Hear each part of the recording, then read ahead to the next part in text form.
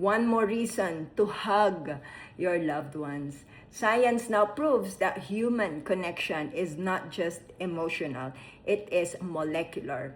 Positive relationships, physical touch, and supportive bonds activate genes that reduce inflammation and promote cellular repair, while loneliness and isolation trigger stress pathways that accelerate aging and disease.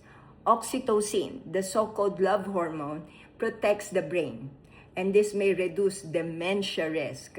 Your social environment literally talks to your DNA, shaping your health and longevity.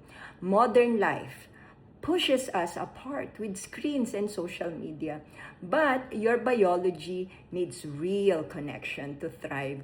Prioritize love, touch, and belonging. Your genes are listening.